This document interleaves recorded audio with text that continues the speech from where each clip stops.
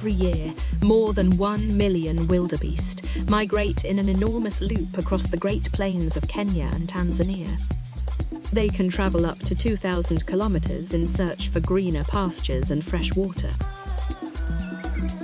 Several members of the Ariga family travel in opposite direction, a detour of 3 days, to avoid crossing national parks that are claimed by the governments.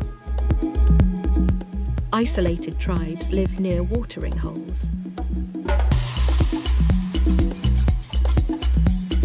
The journey goes along the borders of the Masai Mara and Serengeti, the immense savanna that supports some of the widest variety of wildlife in the world.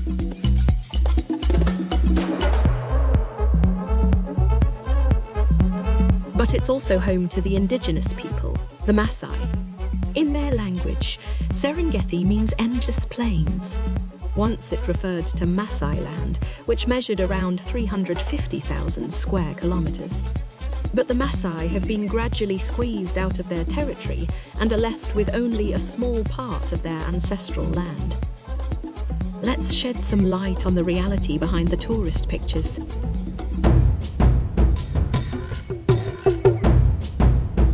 But first, a flat tire must be fixed. Again.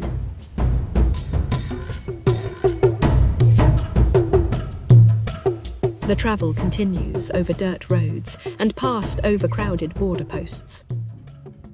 Due to their diet, wildebeest are always travelling. They follow the seasonal rains. Their habitat is one where they can roam freely, like the Maasai who moved freely across the territory that would eventually become Tanzania and Kenya. But at the beginning of the 20th century, the British colonisers evicted them to make room for settlers' ranches. More fertile land was then taken away by the government to create wildlife reserves and national parks, which are strictly forbidden for the Maasai and their herds, and only accessible to wealthy elite tourists. Tanzania, the largest country in East Africa, of the 63 million inhabitants, more than 40 million live below the income poverty line, and a staggering 90% lives of less than €2 a day. It's one of the poorest nations in the world. It depends on rain-fed agriculture and faces a lot of challenges. This young Maasai warrior, with his car tire shoes, explains the Maasai way of life. We have always lived sustainable, alongside the rich wildlife. We feel in union with nature. The landscape to us is a library of knowledge. We only take from a plant what is needed, without exhausting it. Never do we hunt wild animals to eat. We respect our cattle, which provides us with our essential needs, such as milk, blood, meat, fat, and hide. Nothing is wasted. Only when a lion develops a taste for cattle or sees us as a snack, we kill it with our spear. We built our houses with natural materials that are available, twigs, mud, and cow dung, which leaves no traces once we are gone. We don't inherit the earth from our ancestors, we borrow it from our children. Traditionally, a Maasai man's wealth and status is determined by the number of cattle and children. Food and labour are shared throughout the village, and children are raised collectively by the whole community. Today, more and more national parks and reserves are being created by the government. The Maasai and other indigenous communities have been pushed out of their land. They are banned to only the driest and least fertile areas without any compensation. Like in Loliondo, thousands of Maasai were forcefully evicted to make way for a royal-owned Dubai company for tourism and trophy hunting. Tribal leaders got arrested, homes were burned, and livestock confiscated. The eviction of indigenous tribes was later ruled legal by the Court of Justice.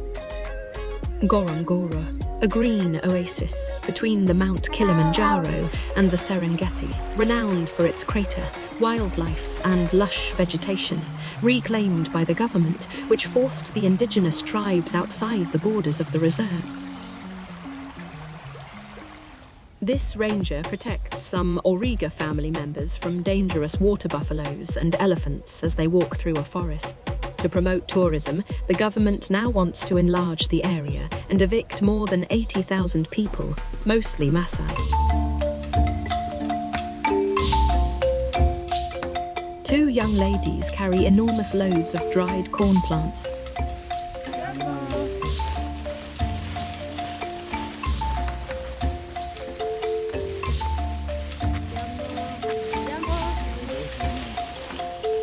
Small-scale farming in fertile areas ensures better quality of lives. Coffee, bananas, tobacco, cotton and cashew nuts are cultivated. The harvests are meagre due to lack of agricultural knowledge, inadequate farming equipment, droughts and floods. Nevertheless, here the living standards are much higher.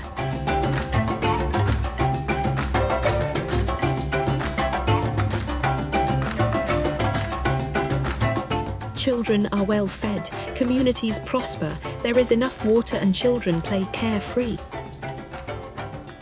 With a beetle on a string.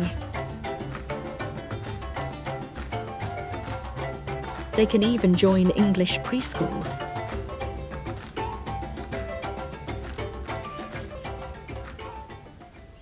The human footprints on the plains, including the Maasai's, stretch back since time immemorial. In terms of traditional ownership, they stand first in line. Famous wildlife sanctuaries, such as the Mara, Serengeti, and Arusha, were carved out of Maasai land. The reason wildlife has survived so well in these areas is a tribute to them. Away from the tourist roads and guarded reserves, in the arid land of no resources, lies this Maasai village.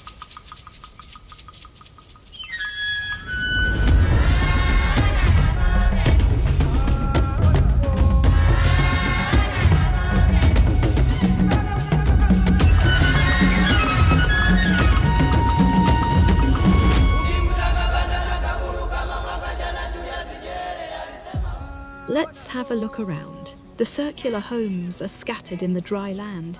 The women and children, who hardly ever leave the boma, seem reluctant and withdrawn at first.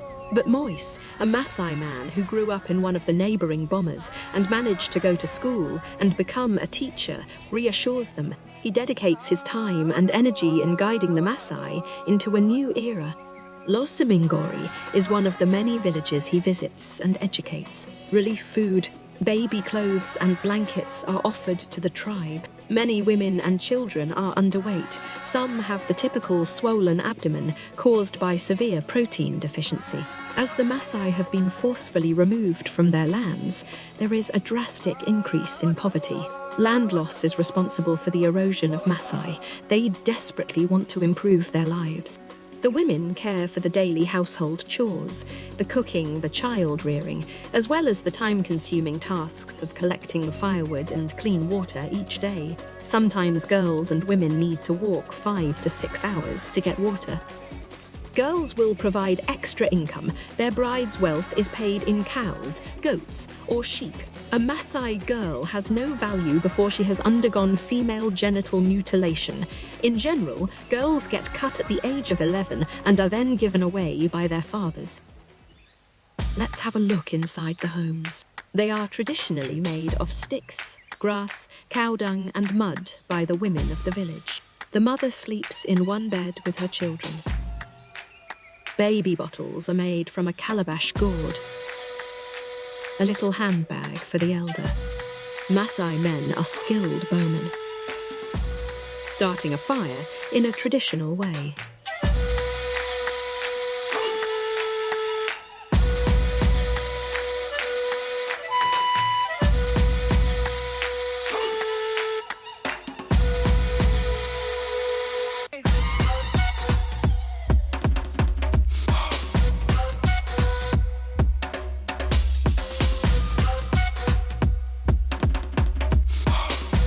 An elder watches the warrior. The fragmentation of the habitat of the wildebeest threatens their chances of survival. Habitat loss remains the main driver of extinction on planet Earth. the Maasai have already lost 70% of their homeland. How can we help? Every little bit counts. To help escape the circle of poverty, Origa Family Foundation has developed 2 projects for Losamingori village. The first project will fund access to education through a nearby school. Every €79 that is brought together will allow one child of the village to go to school for 1 year, be fully dressed and get nutritious food twice a day. Education is so important for the Maasai community to move forward. This way, they can be a master instead of a victim of change, as change will be the only constant in their future.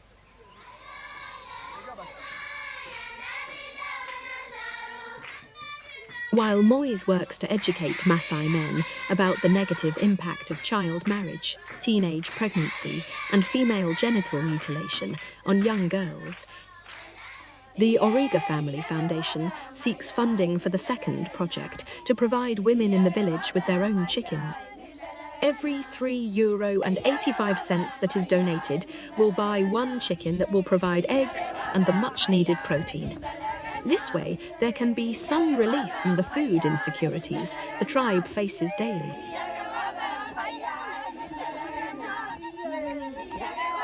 It's easy to help. Together we can do so much.